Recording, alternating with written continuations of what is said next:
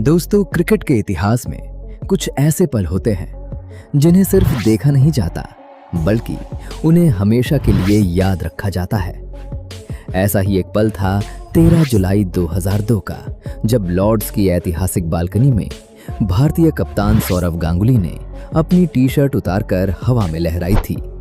ये सिर्फ एक जश्न नहीं था बल्कि पूरे भारतीय क्रिकेट के बदलते हुए आत्मविश्वास का प्रतीक था। लेकिन क्या आप जानते हैं कि आखिर गांगुली ने ऐसा क्यों किया था?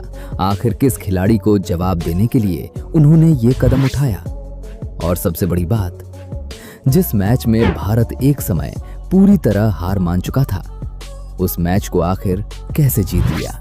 आज की इस वीडियो में हम आपको लेकर चलेंगे क्रिकेट इतिहास के सबसे रोमांचक मुकाबलों में से एक, 2002 नेटवेस्ट ट्रॉफी फाइनल, जहां युवा मोहम्मद कैफ और युवराज सिंह ने असंभव को संभव कर दिखाया। वीडियो शुरू करने से पहले अगर आप क्रिकेट के ऐसे ही ऐतिहासिक किस्से पसंद करते हैं तो वीडियो को लाइक करें, चैनल को सब्सक्राइब करें और बेल आइकन जरूर दबाएं। अब चलते हैं साल 2002 में। साल 2002 भारतीय क्रिकेट बदलाव के दौर से गुजर रहा था। टीम में सचिन तेंदुलकर, राहुल द्रविड़, सौरव गांगुली, वीरेंद्र सहवाग जैसे बड़े नाम मौजूद थे। लेकिन इनके साथ साथ कुछ नए खिलाड़ी भी अपनी पहचान बनाने की कोशिश कर रहे थे। इसी दौरान इंग्लैंड में आयोजित हुई नेटवेस्ट ट्रॉफी, जिसे नेटवेस्ट सीरीज भी कहा जाता है। इस त्रिकोणीय सीरीज में 3 टीमें शामिल थीं, भारत, इंग्लैंड और श्रीलंका। लीग चरण में तीनों टीमों ने एक दूसरे के खिलाफ कई मुकाबले खेले। श्रीलंका का प्रदर्शन बेहद खराब रहा और वो फाइनल की दौड़ से बाहर हो गई।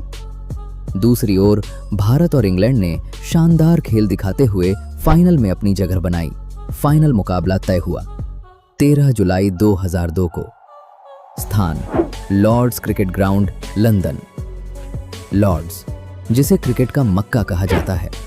हर क्रिकेटर का सपना होता है कि वो इस मैदान पर खेले और अपने देश के लिए यादगार प्रदर्शन करे। स्टेडियम पूरी तरह दर्शकों से भरा हुआ था। हजारों भारतीय प्रशंसक तिरंगा लेकर अपनी टीम का उत्साह बढ़ा रहे थे। दूसरी तरफ इंग्लैंड अपने घरेलू मैदान पर ट्रॉफी जीतने के लिए पूरी तरह तैयार था। टॉस हुआ। इंग्लैंड के कप्तान नासिर हुसैन ने टॉस जीता और पहले बल्लेबाजी करने का फैसला किया। भारत की ओर से नई गेंद संभाली। जहीर खान और आशीष नेहरा ने, दोनों तेज गेंदबाजों ने शुरुआत शानदार की। शुरुआती ओवरों में इंग्लैंड के बल्लेबाज खुलकर रन नहीं बना पा रहे थे। भारतीय गेंदबाज लगातार सही लाइन और लेंथ पर गेंदबाजी कर रहे थे, लेकिन धीरे धीरे इंग्लैंड ने लय पकड़नी शुरू की। मार्कस ट्रेस्कॉथिक ने आक्रामक बल्लेबाजी शुरू कर दी। चौकों की बारिश होने लगी। दूसरी ओर कप्तान नासिर हुसैन ने बेहद संयम से अपनी पारी आगे बढ़ाई। भारतीय गेंदबाज विकेट की तलाश में लगातार मेहनत कर रहे थे, लेकिन सफलता नहीं मिल रही थी। समय बीतता गया और स्कोरबोर्ड तेजी से आगे बढ़ता गया। ट्रेस्कॉथिक ने अपना अर्धशतक पूरा किया। कुछ ही देर बाद नासिर हुसैन ने भी अपना 50 पूरा कर लिया। अब भारतीय टीम पर दबाव बढ़ चुका था और दोनों बल्लेबाज टीम इंडिया के लिए सरदर्द बनते जा रहे थे। दोनों बल्लेबाजों ने दूसरे विकेट के लिए शतकीय साझेदारी पूरी कर ली। हर ओवर के साथ इंग्लैंड मैच पर अपनी पकड़ मजबूत करता जा रहा था। टीम इंडिया को बैकफुट पर धकेल रहे थे। फिर आया वो पल। मार्कस ट्रेस्कॉथिक ने शानदार शतक पूरा किया। पूरा लॉर्ड्स मैदान तालियों से गूंज उठा। उधर भारतीय खिलाड़ी निराश दिखाई दे रगाड़ते थे, लेकिन कहानी अभी खत्म नहीं हुई थी। नासिर हुसैन, जिन्हें अक्सर उनकी धीमी बल्लेबाजी के लिए आलोचना झेलनी पड़ती थी, उन्होंने भी शानदार शतक जड़ दिया। ये उनके करियर की सबसे यादगार पारियों में से एक थी। दोनों बल्लेबाजों ने भारतीय गेंदबाजों को पूरी तरह बैकफुट पर धकेल दिया। आखिरी ओवरों में एंड्रयू फ्लिंटॉफ और बाकी बल्लेबाजों ने तेजी से रन बनाए। अब भारतीय गेंदबाजों के सामने सिर्फ एक ही चुनौती थी, किसी तरह रन रोकना। 50 ओवर पूरे हुए। इंग्लैंड का स्कोर था 325 रन। भारत के सामने जीत के लिए था 326 रनों का विशाल लक्ष्य। उस दौर में वनडे क्रिकेट में 300 से ज्यादा रन बनाना और फिर उनका पीछा करना बेहद मुश्किल माना जाता था। ज्यादातर क्रिकेट विशेषज्ञों का मानना था कि ये मुकाबला अब इंग्लैंड की मुट्ठी में है, लेकिन भारतीय ड्रेसिंग रूम में माहौल अलग था। कप्तान सौरव गांगुली ने अपने खिलाड़ियों से सिर्फ एक बात कही, हम आखिरी गेंद तक लड़ेंगे। अब बारी थी भारतीय बल्लेबाजी की। भारत की ओर से ओपनिंग करने आए वीरेंद्र सहवाग और कप्तान सौरव गांगुली। दोनों बल्लेबाज मैदान पर उतरते ही आक्रामक अंदाज में नजर आए। पहले ही ओवर से चौकों की बरसात शुरू हो गई। इंग्लैंड के तेज गेंदबाज समझ ही नहीं पा रहे थे कि गेंद कहां डालें। सहवाग ने अपने चिर परिचित अंदाज में कट और पुल शॉट लगाए। दूसरी ओर गांगुली ने ऑफ साइड में शानदार ड्राइव खेलकर दर्शकों का दिल जीत लिया। देखते ही देखते भारत ने सिर्फ 10 ओवर में 80 से ज्यादा रन बना दिए। अब मैच का पूरा माहौल बदल चुका था। भारतीय प्रशंसक जीत के सपने देखने लगे थे, लेकिन क्रिकेट को अनिश्चितताओं का खेल यूं ही नहीं कहा जाता। 15वें ओवर में वीरेंद्र सहवाग 45 रन बनाकर आउट हो गए। कुछ ही देर बाद कप्तान सौरव गांगुली भी 60 रन बनाकर पवेलियन लौट गए। ये भारत के लिए पहला बड़ा झटका था, लेकिन असली तूफान अभी बाकी था। दर्शकों को उम्मीद थी कि अब सचिन तेंदुलकर और राहुल द्रविड़ टीम को संभाल लेंगे, लेकिन किसी ने भी नहीं सोचा था कि अगले कुछ मिनट भारतीय क्रिकेट इतिहास के सबसे दर्दनाक पलों में बदल जाएंगे। पहले दिनेश मोंगिया आउट हुए, फिर सचिन तेंदुलकर और उसके तुरंत बाद राहुल द्रविड़ भी पवेलियन लौट गए। कुछ ही मिनटों में भारत का स्कोर 146 रन पर 5 विकेट हो गया।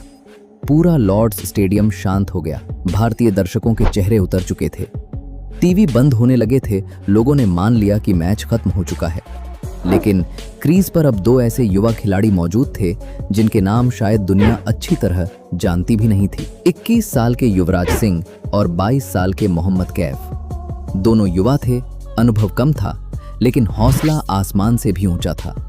युवराज सिंह ने कैफ के पास जाकर सिर्फ एक बात कही, हम दोनों में से कोई घबराएगा नहीं, मैच आखिरी ओवर तक लेकर चलते हैं। कैफ मुस्कुराए और बोले, अगर हम टिक गए तो मैच हमारा होगा। दोनों ने शुरुआत बेहद संभल कर की।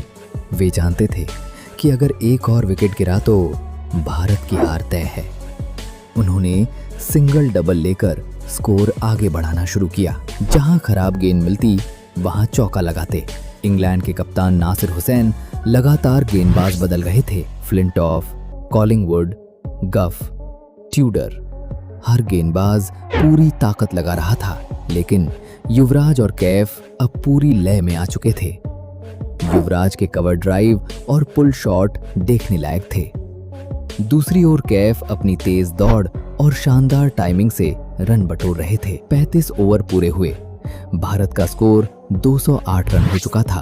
अब टारगेट था 15 ओवर में 118 रन। अब पहली बार भारतीय ड्रेसिंग रूम में उम्मीद की किरण दिखाई दी। सौरव गांगुली बालकनी से लगातार दोनों खिलाड़ियों का उत्साह बढ़ा रहे थे। सचिन तेंदुलकर भी हर चौके पर तालियां बजा रहे थे। लॉर्ड्स के मैदान में मौजूद भारतीय दर्शक फिर से इंडिया इंडिया के नारे लगाने लगे। 41वें ओवर तक भारत 265 रन पर पहुंच चुका था। अब सिर्फ 61 रन चाहिए थे। पूरा मैच पलट चुका था। इंग्लैंड के खिलाड़ियों के चेहरों पर तनाव साफ दिखाई दे रहा था, लेकिन तभी 42वें ओवर में एक गलतफहमी हुई। युवराज सिंह रन लेने दौड़े, फील्डर ने सीधा थ्रो मारा और युवराज रन आउट हो गए। पूरा लॉर्ड्स एक पल के रिलेटेड शांत हो गया। युवराज ने 63 गेंदों में शानदार 69 रन बनाए। उन्होंने भारत की उम्मीदों को जिंदा कर दिया था। ड्रेसिंग रूम में लौटते समय पूरा भारतीय दल खड़े होकर उनका स्वागत कर रहा था। अब सारी जिम्मेदारी मोहम्मद कैफ के कंधों पर थी। युवराज के आउट होने के बाद हरभजन सिंह मैदान पर आए। कैफ ने उनसे सिर्फ एक बात कही, भज्जी बस मेरा साथ देना, बाकी मैं संभाल लूंगा। हरभजन ने भी कुछ शानदार शॉट लगाए। दोनों ने मिलकर तेजी से रन बनाए। अब भारत जीत के बेहद करीब पहुंच चुका था। 48वें ओवर में भारत को सिर्फ 12 रन चाहिए थे, लेकिन तभी एंड्रयू फ्लिंटॉफ ने मैच में एक और ट्विस्ट ला दिया। उन्होंने पहले हरभजन सिंह को बोल्ड कर दिया। अगली ही गेंद पर अनिल कुंबले भी आउट हो गए। अब भारत के 8 विकेट गिर चुके थे। पूरे स्टेडियम में सन्नाटा छा गया, लेकिन मोहम्मद कैफ बिल्कुल शांत थे। अब उनके साथ थे जहीर खान। दोनों ने 49वें ओवर में शानदार बल्लेबाजी करते हुए 9 रन जोड़ दिए। अब आखिरी ओवर में भारत को जीत के लिए सिर्फ 2 रन चाहिए थे। गेंदबाज थे एंड्रयू फ्लिंटॉफ। पहली गेंद कोई रन नहीं, दूसरी गेंद 1 रन। अब स्कोर बराबरी से सिर्फ 1 रन दूर था। पूरा लॉर्ड्स अपनी सांसें रोककर बैठा था। तीसरी गेंद कैफ ने गेंद को मिड विकेट की ओर खेला। दोनों बल्लेबाज बिजली की रफ्तार से दौड़े और भारत जीत गया। पूरा लॉर्ड्स स्टेडियम भारतीय खिलाड़ियों की खुशी से गूंज उठा। मोहम्मद कैफ ने बल्ला हवा में उठाया। जहीर खान खुशी से मैदान पर दौड़ पड़े। ड्रेसिंग रूम से सभी खिलाड़ी मैदान की ओर भागे और फिर वो पल आया जो भारतीय क्रिकेट इतिहास की सबसे यादगार तस्वीर बन गया। कप्तान सौरव गांगुली लॉर्ड्स की बालकनी में पहुंचे। उन्होंने अपनी टी-शर्ट उतारी और उसे हवा में जोर जोर से लहराना शुरू कर दिया। पूरा स्टेडियम हैरान रह गया। लेकिन गांगुली ने ऐसा क्यों किया? इसका जवाब कुछ महीने पहले की एक घटना में छिपा था। भारत और इंग्लैंड के बीच मुंबई के वानखेड़े स्टेडियम में खेले गए मैच में इंग्लैंड ने भारत को हराया था। उस जीत के बाद एंड्रयू फ्लिंटॉफ ने अपनी टी-शर्ट उतारकर मैदान में दौड़ते हुए जश्न मनाया था। गांगुली ने उसी का जवाब उसी अंदाज में, लेकिन दुनिया के सबसे प्रतिष्ठित क्रिकेट मैदान लॉर्ड्स की बालकनी से दिया। ये सिर्फ जीत का जश्न नहीं था, ये भारतीय क्रिकेट के नए आत्मविश्वास का ऐलान था। उस दिन दुनिया ने देख लिया था कि भारतीय टीम अब विदेशों में सिर्फ खेलने नहीं, जीतने आई है। मोहम्मद कैफ 87 रन बनाकर नाबाद लौटे। युवराज सिंह ने 69 रन की ऐतिहासिक पारी खेली। दोनों की 121 रन की साझेदारी आज भी भारतीय क्रिकेट की महानतम साझेदारियों में गिनी जाती है। इस जीत ने भारतीय क्रिकेट का भविष्य बदल दिया। यही वो टीम थी जिसने आगे चलकर 2003 विश्व कप के फाइनल तक का सफर तय किया। आज भी जब भारतीय क्रिकेट के सबसे महान मुकाबलों की बात होती है तो 13 जुलाई 2002 का लॉर्ड्स नेटवेस्ट फाइनल सबसे ऊपर रखा जाता है। अगर आपको यह कहानी पसंद आई हो तो वीडियो को लाइक करें, चैनल को सब्सक्राइब करें और कमेंट में जरूर बताइए, क्या यह भारत की वनडे क्रिकेट की सबसे महान जीत थी? मिलते हैं अगली ऐसी ही ऐतिहासिक क्रिकेट कहानी के साथ। जय हिंद।